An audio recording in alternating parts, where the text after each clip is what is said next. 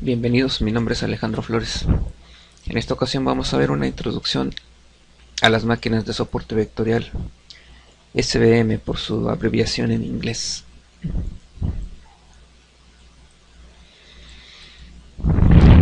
Este material se puede usar en las materias de programación avanzada y de inteligencia artificial. Objetivo del material.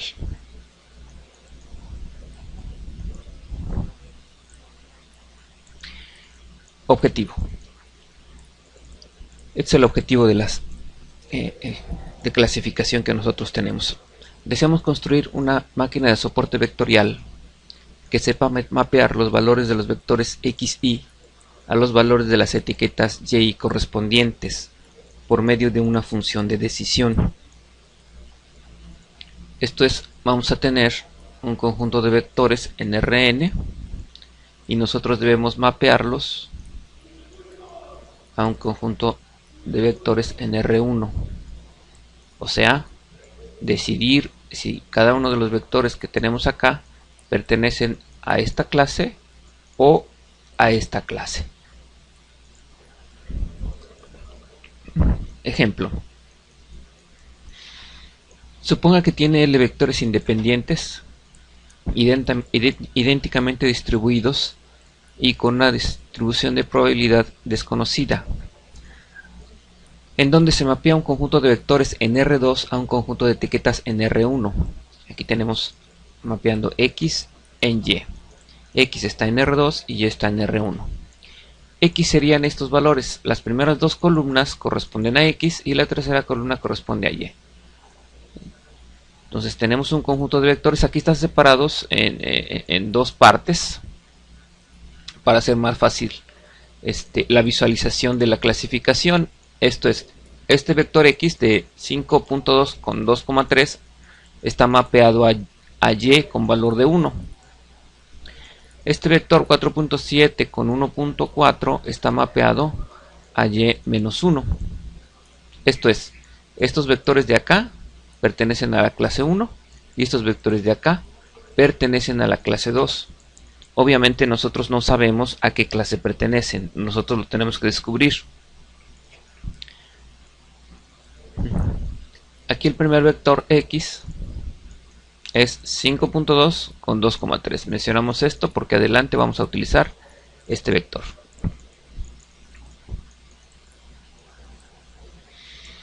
Graficando este punto, este conjunto de puntos que acabamos de ver, ¿sí?, lo graficamos por colores para visualizar las clases. Y tenemos la clase 1 en color rojo y la clase 2 en color azul.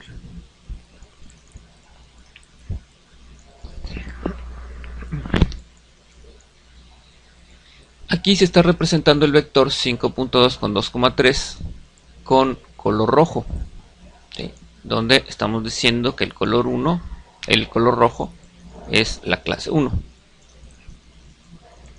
El color azul sería la clase menos 1. Nosotros debemos clasificar los vectores en uno u otro subconjunto, o sea, en 1 o en menos 1. Rojo o azul según la imagen.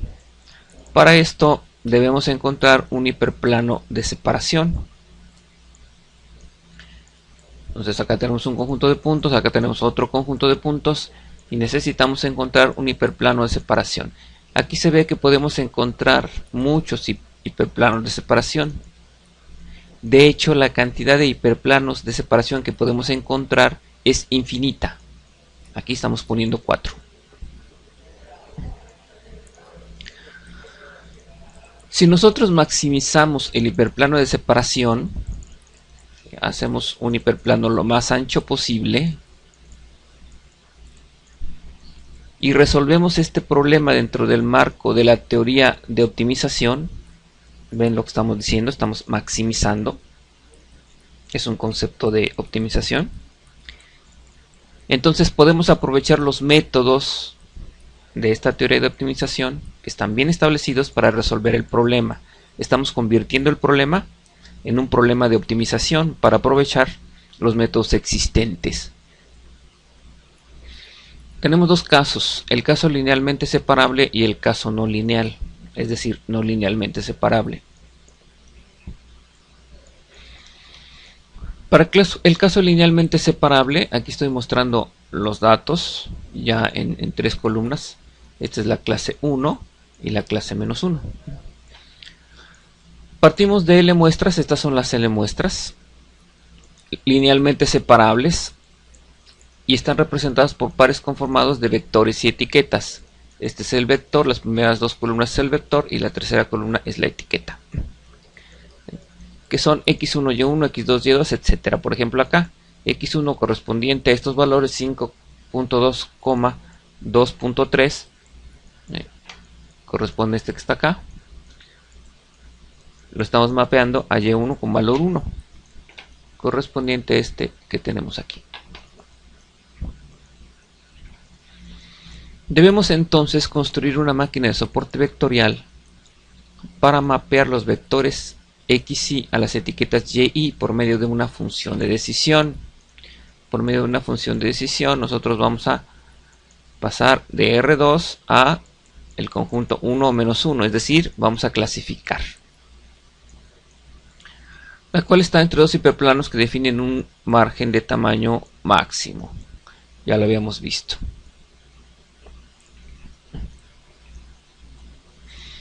En el caso linealmente separable, los datos pueden separarse por un hiperplano orientado, también llamado hiperplano de separación, con ecuación wx más b igual a 0, con w un vector de pesos. Es la misma ecuación que nosotros utilizamos en el tema de redes neuronales. La solución a este problema de optimización se encuentra en el punto silla de la función lagrangiana o lagrangiano primal, dado por esta ecuación. Estamos hablando de teoría de optimización. Los alfa i son los multiplicadores de Lagrange, que representan la solución en su forma, esta solución en su forma dual. Recuerden que para cada problema de optimización siempre podemos encontrar su forma dual. De minimizar podemos maximizar, de maximizar podemos minimizar, etcétera.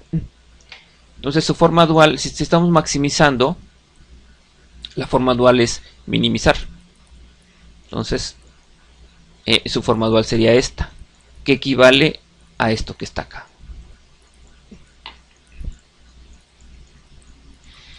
Para el caso no lineal, según el teorema de Lagrange, un problema de optimización no lineal puede, con alguna restricción, resolverse por medio de la función dual o lagrangiano dual, ¿sí?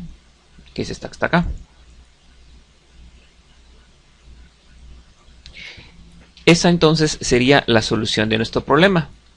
Tendríamos que aplicar esta fórmula.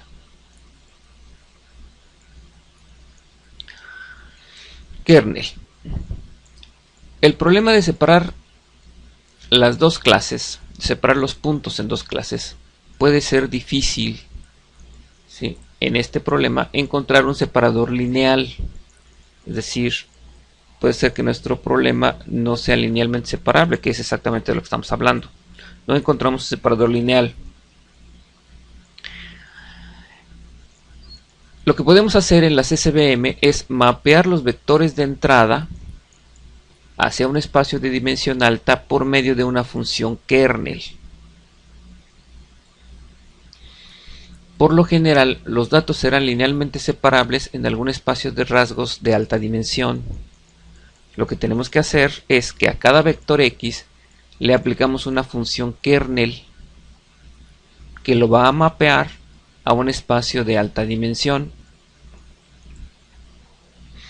¿Qué función kernel? Bueno, pues hay funciones kernel conocidas que han funcionado, establecidas ya y han sido probadas. Estas son las funciones polinomiales de grado D, funciones de base radial y el perceptrón multicapas.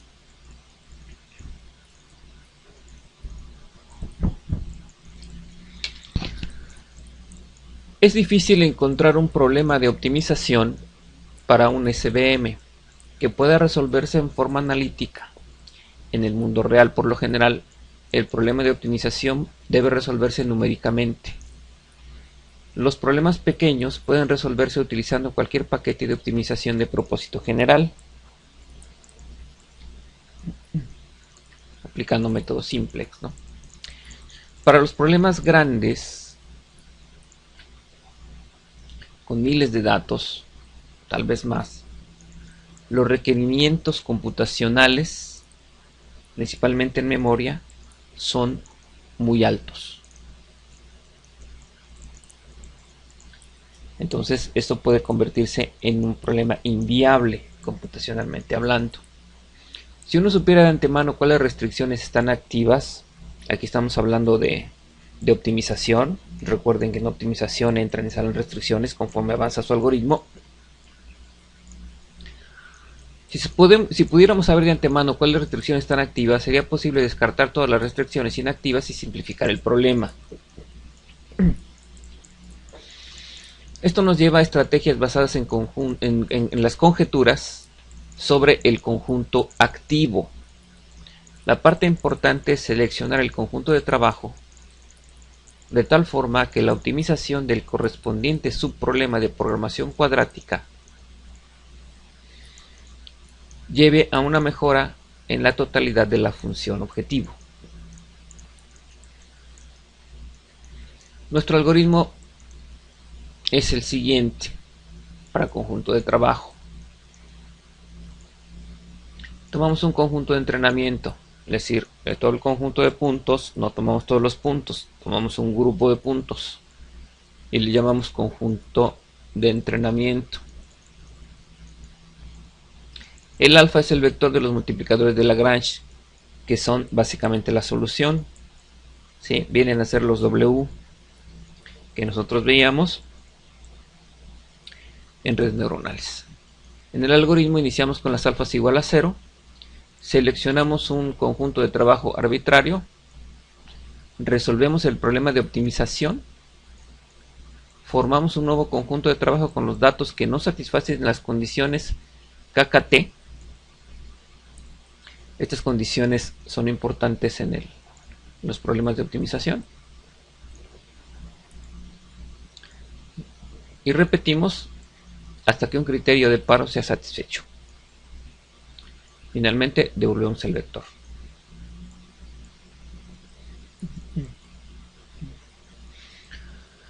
Chunking. El método de chunking pedaceo es un método de conjunto de trabajo. Se inicia entrenando una máquina de soporte vectorial a partir de un subconjunto pequeño de muestras elegidas arbitrariamente, llamado chunk pedazo. Las demás muestras se prueban con el clasificador resultante y se eligen los NB puntos que más violen las condiciones KKT, juntos con los NS vectores de soporte del pedazo entrenado, para formar un nuevo pedazo de tamaño M igual a NS más NB. Este proceso se realiza iterativamente, inicializando el vector alfa para cada nuevo subproblema, con los valores de salida anterior. ¿Sí? Esto correspondería al ajuste de pesos que nosotros hacíamos. Esta última parte correspondería al ajuste de pesos que hacíamos en redes neuronales. Todo esto hasta que los puntos satisfagan las condiciones KKT. El conjunto de trabajo inicial se elige aleatoriamente, por lo que esto no representa mucho problema si el número de puntos es muy parecido, si el número de puntos es muy parecido en cada clase.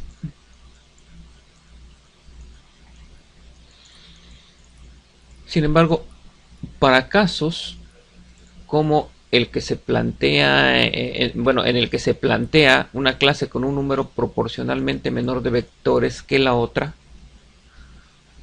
muchos vectores, si no es que todos, pueden pertenecer a la misma clase, con los que se obtienen resultados muy malos. Es decir, tenemos todo nuestro conjunto.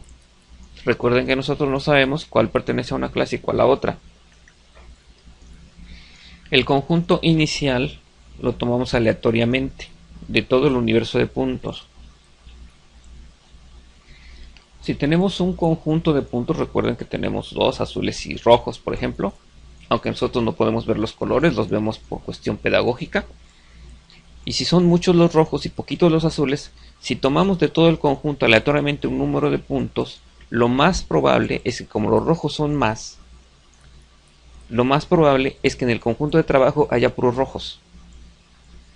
Y si esto pasa, va a ser imposible encontrar el hiperplano de separación, porque no tenemos ningún punto azul, tenemos solo puntos rojos. Decíamos entonces que en casos en los que se tiene una de las clases proporcionalmente mayor que la otra, esto es, recuerden que tenemos los puntos, en este caso tenemos dibujados de color azul y de color rojo, sin embargo nosotros no sabemos de qué color son, se ponen de color azul y rojo para facilitar pedagógicamente la enseñanza de esto, pero pues, no podemos saber de qué color son, ¿no? Tenemos el conjunto de puntos y no sabemos a qué clase pertenece. Entonces imagínense que se tiene un conjunto de puntos rojos muy grande y un conjunto de puntos azules muy pequeños. Imagínense 1000 puntos rojos y 3 puntos azules. Como el conjunto, y nosotros no sabemos ni cuáles ni dónde están los azules, ni cuáles son ni dónde están. Como el conjunto de trabajo se elige aleatoriamente, entonces es probable que al tomar de todo este conjunto, ¿sí?, los puntos rojos y los azules todos juntos, y nosotros no sabemos cuál es cuál, tomamos un conjunto aleatorio inicial. Lo más probable es que el conjunto aleatorio se componga solamente de puntos rojos, porque son los más abundantes. Entonces, si tenemos o estamos trabajando con los puntos rojos solamente y estamos buscando hiperplano de separación, no lo vamos a encontrar, porque no tenemos ningún punto azul.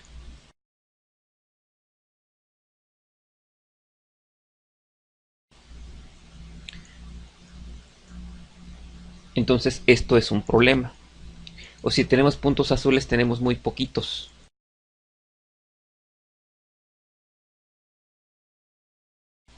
Y se dan resultados muy malos cuando se aplican estas técnicas. Para esto nosotros necesitamos un preprocesamiento para elegir mejor el conjunto de trabajo inicial y no se den este tipo de problemas.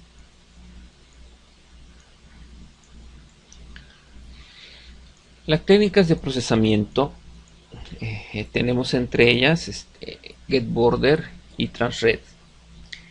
En un video posterior vamos a explicar exactamente qué consiste cada una de ellas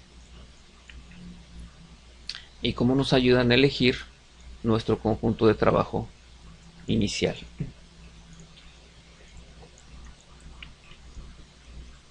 Conclusión.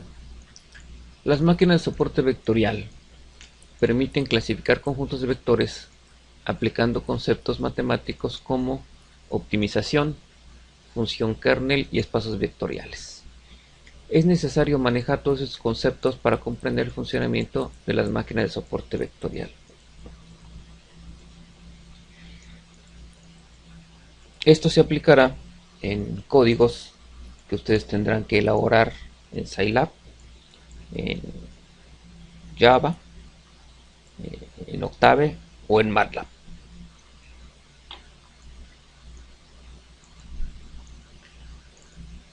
Para ver un poquito de lo que son las restricciones KKT, ustedes pueden ir a esta liga y revisar los algoritmos de optimización y estas condiciones que se mencionan en la diapositiva. Sin más por el momento, eso es todo.